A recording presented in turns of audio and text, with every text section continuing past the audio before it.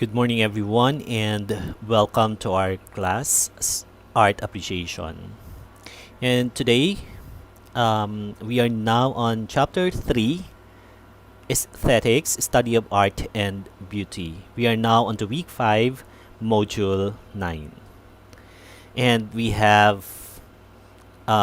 will be discussing our topic for today, Aesthetic Terms and Value. For the learning outcomes, we have to describe aesthetics as a branch of philosophy concerned with art. And number 2, enumerate the various terms used in aesthetics. And of course, we have references for the resources as well as for the videos. Okay, just read it by yourself, the introduction, the abstraction. Okay, it's also self-explanatory.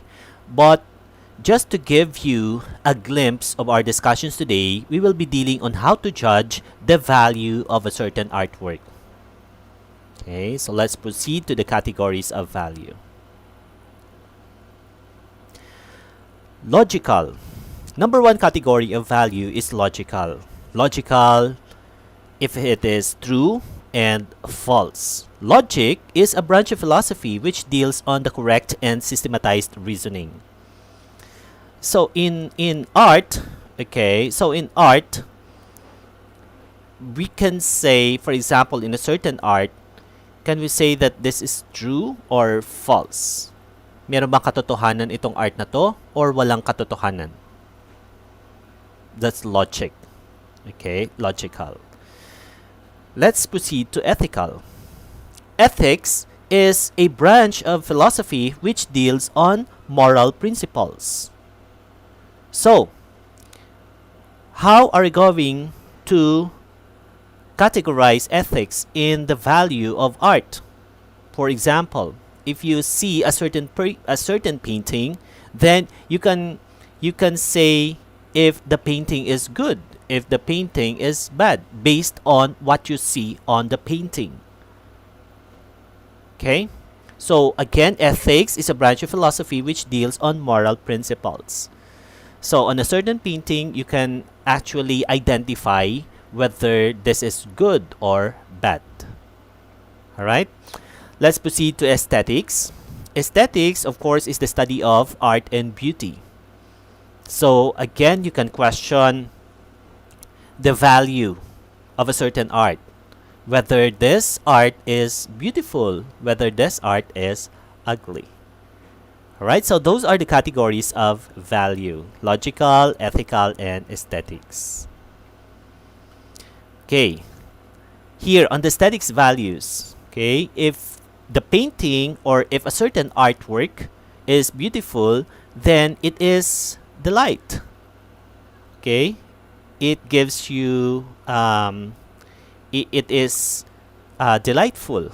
All right, so what are the common reactions? You can say wow, walastic, hanep. No, napaka-walastic ng painting na ito, hanep ng painting na to, sobrang ganda. Okay, but if it is ugly, then it glooms. Yak, pangit na painting, ew. Okay, so those are the common reactions if you see a painting which is ugly. So again, that is for aesthetics values. So let's proceed to the aesthetic values according to the senses. Okay, so you have 6 senses: the eye, the ears, nose, tongue, skin, and imagination. And of course, you have the sense data, all right, as we have it on the previous discussion, no? If it is for the eye, okay, if it is for the eye, the sense data, you see the colors, the shapes, the sizes, and the motions. So the forms of art could be the visual. So ano yung mga nakikita mo na art, no? Visual arts could be the painting, sculpture, architecture, the dance, and the drama. For the ears, of course, the sound. So auditory art, ano yung mga arts na yon? Music, or it could be drama. So for the nose, you have the odor. So olfactory art naman yung tawag doon. Could be the perfume making. Okay? For the tongue, could be the taste. So, what is the form of art? It should be culinary art. So, there is cooking. For the skin, touching. So, the sense data would be texture, the shape, the size, or the motion. For the tactile, for the form of art, it should be the tactile art. Sculpture, sculpture or love making. So sa love making, pwede yung mga massage, mamassage ka, and then tapos ayun na, then you will have love making or sex. Imagination, imagining, no? So the sense data would be the images. For the form of art, it will be imaginative art. It could be literature or it could be drama. Okay, so these are the aesthetic values according to the senses. Now let's have aesthetic values according to the senses. Again, for aesthetic values of beautiful and ugly. So if the color is beautiful, then we say picturesque. But if the color is ugly, we say blur. If the shape is beautiful, then we say pretty. But if the shape is ugly, it is grotesque. Okay. If the size is beautiful, then we say it is cute. But if the size is ugly, it is piquant. If the motion is beautiful, then we say it is graceful. But if it is ugly, then it is awkward. If the sound is beautiful, then we say it's lovely. Okay, but if the sound is ugly, then we say droll. If the odor is beautiful, then we say fragrant. But if it is ugly, it is foul. If the taste is beautiful, then we say it is delicious. But if it is ugly, then it is pungent. When we say pungent, it is mapait. No? Mapait sa panlasa. If the touch is beautiful, then we say it is pleasant. But if it is ugly, then it is harsh. Napaka-harsh ng touch mo. No? If the image is beautiful, then we say it is fantastic. But if it is ugly, then we say it is ridiculous. So those are the aesthetic values according to the senses. Let's have here Kandinsky, the color composition. Okay, the colors are beautiful. Okay, the colors are beautiful. So we can say it is picturesque. So this is the painting of Kandinsky, the color composition. Okay, so let's watch the video entitled Beautiful. And so this is the video by Pink Floyd, The Dark Side of the Moon. Okay, this is entitled The Dark Side of the Moon. This is actually a psychedelic rock music video which on 1972. So here on the video, in-emphasize dito yung mga beautiful colors. Okay, you can watch it by yourself. Let's proceed. Here, the painting of Mondrian, the composition with red, yellow, and blue. So again, it is picturesque because it has beautiful colors. How about here? Malevich, the painting of Malevich, the white and white. So here, we can say the color is ugly because it is blur. Okay, it is blur. Hindi siya masyadong makita, no? It is blur. How about here? The beautiful rainbow, no? The beautiful color in nature. So it is classified as picturesque because the colors are beautiful. Okay, beautiful color in nature. Let's have Amorsolo. Okay, Fernando Amorsolo. His painting is the painting is sunset. No, here. How can you classify this one? The sunset. It is still picturesque. Okay, I could classify this as picturesque because it has beautiful colors. Okay. How about here? The painting of Van Gogh. That's the sunset in the wheat field. It is picturesque. Okay, because the colors are beautiful, you can say. How about Liechtenstein, the sinking sun? Okay, I still classify this as picturesque because of the beautiful colors. The Monet, the Venezia Twilight. Okay, still I can classify this as beautiful colors. It's still picturesque for me. Okay, let's have Munch. Okay, there is an emotional effects of the colors. Okay, here, so again, we can classify this as picturesque. Okay, because um, there has a beautiful colors. Okay, and the emotional effects of the colors. Still, I classify this as picturesque. Let's proceed. We have the colorful buildings. Okay, this is in St. Basil's Cathedral in Moscow, Russia. Okay, and then we have the Filipino sense of beauty. The colorful is beautiful. For us Filipinos, we believe that what is colorful is beautiful. No, yun yung ating sense of beauty. Pag meron tayong nakikita mga colorful, and that is for us Filipinos, we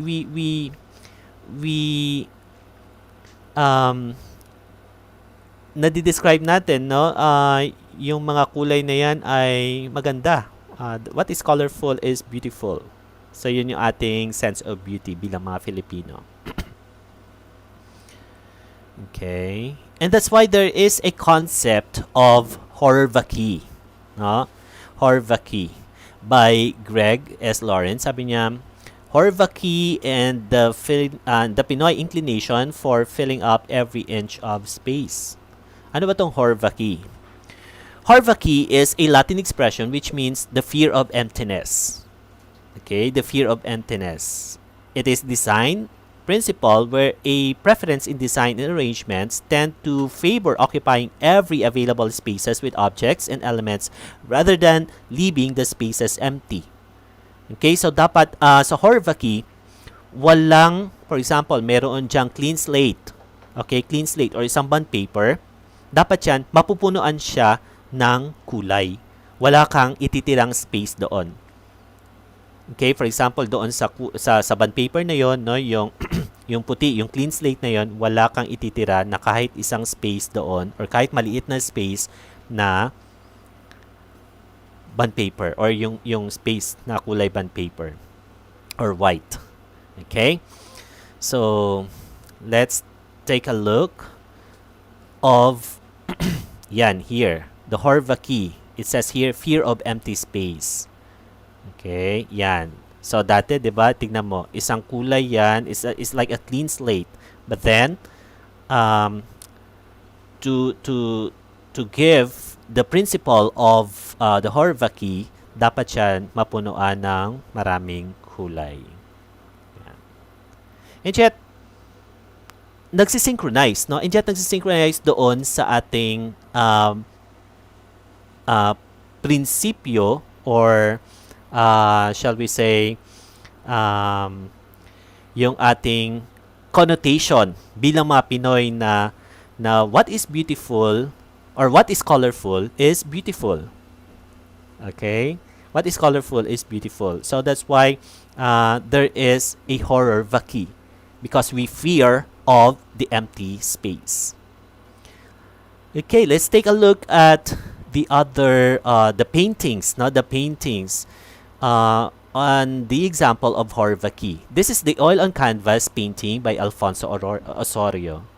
Okay, so tignan nyo, yung isang canvas ay punong-puno, no? Wala siyang iniwan na space. Okay, wala siyang iniwan na space. At nilagyan niya lahat ng kulay, no? So this is an example of horror-vaki. Oil on canvas painting by Alfonso Osorio. Another one. Okay. So take note, wala kang makikitang space na empty space doon sa canvas. So napuno siya ng oil painting. Okay, let's take a look at the colorful design in the Philippine folk art. Okay. So we have the jeepney art, no? The jeepney art. Yan. So even the jeepneys, there is a colorful art. Okay, the colorful art of the Philippine Kalesa. Okay? Yan. See? Buhay na buhay pa rin yung ating Philippine Kalesa, no, because of the colors. Even the tricycle, no, there is this sign, okay, and there is also colors. Okay, there are also colors. See? And that is an art. Okay, that is an art. Even the colorful Philippine ice cream cart. Okay? Ayan. So, ganyan dati yung mga itsura, no, ng ating ice cream cart. Dirty ice cream. The colorful art of the parol. Okay? So, here makikita mo, no, this is the Giant Lantern Festival. There is a Giant Lantern Festival in Pampanga. Okay. So again, it depicts, no? It shows the different colors of the giant lantern here. Okay, let's proceed to colorful Philippine indigenous art. Okay. Here we have the Vinta Bachao art. Okay, so let's take a look at the Vinta, no? Napaka-colorful ng kanilang mga designs. We have the Sari Manok design of Maranao art. See? Okay. Yan. So, from Sari Manok design, they actually made it para siyang yung sa station ID, no? Station ID or station logo, station logo ng ABS-CBN. Dati. I don't know kung iyan pa rin yung ngayon. Parang hindi na, no? Okay, so but before, ito yung ginagamit ng ABS-CBN, yung kanilang logo, Sari Manok. No?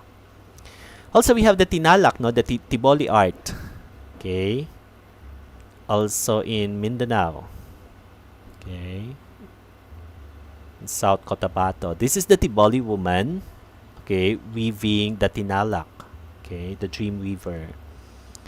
So these are the Tinalak clothes. And yet kapansin-pansin pa rin, no, yung kulay ng kanilang kasuotan, no? And we have the Nike shoes with Tinalak design. Okay? I think nauso yan when I was in college. I was in second year college. Nakita ko yan, yung mga ganyang design, pinalabas yan ng Nike shoes. Ito si Nike, yung company ni Nike ay binili, no? Binili niya yung mga design sa Tinalak. Tapos yun yung i-design niya sa mga sapatos. And yet, when you say Nike, it is international. So, sabihin natin, binili ni Nike company yung sa Tinalak design or sa mga Tiboli, no? Binili nila, for example, mga millions. Alright? Para lang mabigyan sila ng mga designs. Siyempre, pag sinend yan or sinale yan, no? Ibinenta yan ni Nike all throughout the world. Talagang kikita siya, no? So, nakatulong na si Nike sa mga Tiboli, no? Tapos, on the other hand, nakabenta naman si Nike shoes. I think limited edition lang yan. Nakita ko yan noon when I was studying in college na ang daming ganitong design, no? Pero sobrang mahal, no? Binenta ni Nike shoes ng mga 5,000 pesos a pair of shoes. Okay. Let's have the festivities, Pistang Filipino, no? And there are colorful costumes or accessories and decoration, no, sa festivals. Here, take a look. The colorful banderitas during the Philippine Fiesta, no? The Pahiyas Festival in Lucban, Quezon. Okay. Take a look at the colorful, colorful design, colorful artworks, mga pabitin. And we have the Sinulog Festival in Cebu City. Okay. Which happens every January. Okay, the Kadayawan Festival in Davao. No? Also, we have the Pinagbenga Festival in Baguio City. The Dinagyang Festival in Iloilo. No? The Ati-Atihan Festival in Kalibo, Aklan during January. Okay. Mascara or the Mascara Festival in Bacolod. Okay. The Tinalak Festival in South Cotabato. Yan. Yan yung mga tiboli natin, no? Yung mga Dreamweaver. Okay, so again, para sa ating mga Filipinos, no? What is beautiful is colorful. For us, what is beautiful? What is colorful? Or what is beautiful is colorful, or what is colorful is beautiful for us. Sorry. Okay. So I want you to watch this video entitled "Piliin Mo ang Pilipinas." This is a music video by Angeline Quinto. Choose Philippines. This is actually na parang ID, no? Parang ID noon ng during 2012, naging station ID or music, no? Music or station ID ng tourism to attract tourism here in the Philippines. Choose Philippines. Please watch. Okay, let's proceed to the shape. Again, if the shape is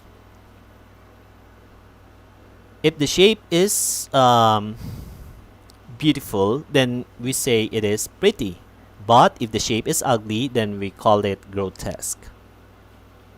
Okay, let's have the beautiful shape of a dome. Okay, here we have the St. Peter's Basilica in Vatican City, where the Pope lives. Okay. Again, another dome in the House of Congress in Washington, D.C. na kung saan doon nagtitipon yung mga congressman, no? Okay, mga congressman sa US. Also, the Taj Mahal in Agra, India. Take a look at the beautiful dome. The Hagia or the Hagia Sophia in Istanbul, Turkey. Okay, napakagandang dome. Also, we have the beautiful shape. Of course, we have the Sydney Opera House in Australia. Here, the beautiful shapes. Okay, let's have the beautiful shape of the female body. Okay, if the shape is beautiful, then we call it sexy. Now, here, we have the painting of Ingress, the Grand Odalisque. Here, take note, diba? Titignan nyo ang sexy ng kanyang katawan. Okay. Yan, no? The Odalisque with a lute player by Ingress. Juan Luna, no? The Odalisque. The Mucha by Absinthe Rubite. Okay. Alright. Ayan. So here. Okay. But if the shape is ugly, then we call it grotesque. Okay, this is Venus of Willendorf during 35,000 BC. Okay, of course, this is just a statue, but then this is actually true. I mean, real. Okay, ginawa na lang siya ng status niya, no? Na estatwa. Venus of Willendorf ay talagang ganyan yung kanyang hubog ng katawan, no? Bulgy yung kanyang stomach, bulgy rin yung kanyang yung boobs, no? At tapos napakaliit niya lang, no? But then again, during those years, no? During those years, pag ikaw ay may malaking tiyan, no? Pag ikaw ay may malaking tiyan, you are considered as sexy. Why? Because ikaw ay meron kang use bilang babae. Ikaw ay nanganganak. Ikaw ay nabubuntis. Okay? So, that was during those times, no? But this is Venus Willendorf. Ngayon, pag ikaw ay ganyan na yung katawan mo, then you are really considered as ugly shape. Anong gagawin mo? Magsusumba ka na, no? Magpapalay po ka kay Belo para maging gumanda ka. Okay? Pero noon, pag ganyan ang katawan mo noon, ikaw ay sexy kasi ikaw ay nanganganak. Mayroon kang used bilang babae.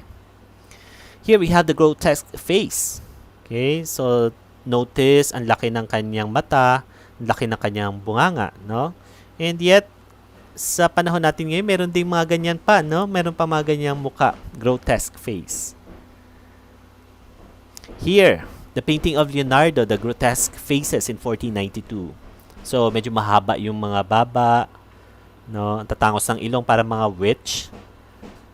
Okay, so yan yung mga grotesque faces. Yan. Okay, let's proceed sa size. If the size is beautiful, then we say it is cute. But if the size is ugly, then we say it is piquant. Yan. Let's have the Greek and Western sense of beauty. For them, what is big is beautiful. Okay, sa Greek and Western sense of beauty, what is big is beautiful. So this is the statue of Zeus. Okay, during 435 BC. It has 40 feet high. Okay, so sa kanila, no, pag sa Greek and Western sense of beauty, kung ano yung malaki, yun yung maganda for them. This is the Colossus of Rhodes. During 280 BC, it has 100 feet high. The Statue of Liberty. In 1886, it has 305 feet high. Okay, let's proceed to the tallest buildings in the world. Okay. 2500 BCE, yung pinakamalaking building, no, sa buong mundo, it was the Pyramid of Khufu in Egypt. It has 420 feet during 2500 before Christ. Okay? Sumunod nun, during 1930s, no, ang pinakamalaking building sa buong mundo ay the Empire State Building in New York. It has 1,250 feet. During 1970s, okay, during 1970s, ano yung pinakamataas? Natalo na siya ni Sears Tower in Chicago. It has 1,450 feet. Okay? Siyempre, during 2004, okay, nag-create din si Taipei, no? Taipei 101, no, sa Taiwan, ng pinakamalaking or pinakamataas na building sa buong mundo. And it has 1,666 feet, no, during 2004. Okay? Siyempre, hindi rin nagpatalo si Dubai, no? During 2009, nagpatayo rin sila, no? Nagpatayo rin sila ng Burj Khalifa na umaabot ng 2,772 feet. So, until now, siya pa rin yung pinakamataas na building sa buong mundo. We have the Burj Khalifa in Dubai.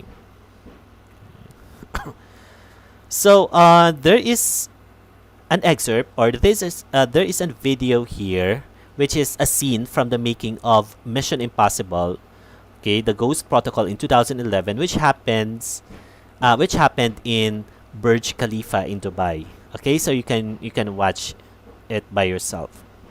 There is a scene in YouTube. Okay.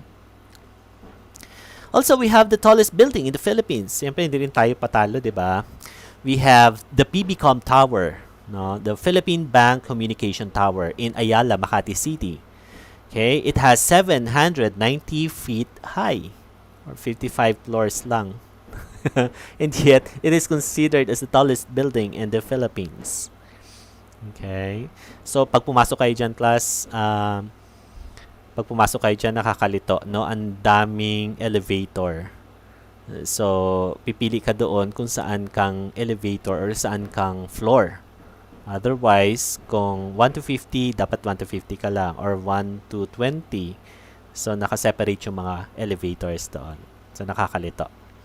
Anyway, so that is the tallest building in the Philippines, not the PBCom Tower. PBCom means Philippine Bank Communications Tower. Okay? Para naman sa mga Japanese, no, yung kanilang sense of beauty is what is small is beautiful. No, kabaliktaran 'yon sa mga Greek, no? Greek and Western. Para sa kanila, what is tall is beautiful. Pero sa kanila, mga Japanese, what is small is beautiful for them. That's why mahilig sila. Doon tayo nagkaroon ng idea ng bonsai, no? The miniature tree in a pot. Okay? Yan. Mga bonsai, no? The smallest origami. Okay? Origami is folded from a piece of plastic film measuring 0.1 by 0.1 millimeter. Which is discovered by Naito Akira in 2004. Origami. At doon din sa kanila nauso, no, yung haiku, which is a Japanese short poem composed of 3 lines with 17 syllables. Okay? Yan, sa English natin, no, we have the haiku. So, for them, sa Japanese sense of beauty, no, sa art, the less is beautiful. Okay? The less is beautiful. That's why we have minimalism. No? Minimal lang siya. Use of at least number of elements. This is the Zen painting. Okay? Zen painting in landscape orientation. Okay? So, doon tayo nagkaroon ng idea about minimalism sa art. Yan. This is the Zen painting. No circle. So, magkumuha ng brush, okay, ng pintura, and then, yun lang, binilugan lang. And this is an art. Okay, this is a painting. Okay, but then, it is minimal. Ganyan lang. Wala ka ng ibang makikita pa. Okay, another painting by Zen. Zen painting. No, bamboo. Okay. So, ganyan lang. Wala ka ng ibang makikita. No? Minimal. Very minimal. So, the river. Take a look at the river. Okay? So, napaka-minimal. Okay, wala ka nang ibang makikita. Mga bangka-bangka. Okay? That's it, no? Alright, this is the Zen painting, again, which is a monk meditating. Okay, so what is this? This is their national flag in Japan. Okay? See, napaka-minimal lang din when it comes to colors. No, ganyan lang, say puting tela, tapos nilagyan lang ng kulay red na bilog. That's it. No? Hindi kagaya sa atin sa flag natin, no? Sa Philippines, ang daming nakaukit pa doon, no? May stars, okay, may moon, okay, kulay. All right. So, again, Japanese art is minimal because for them, what is small is beautiful for them. Okay, this is the national anthem of Japan.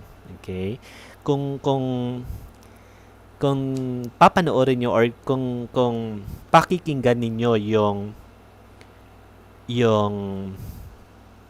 yung kanta, no?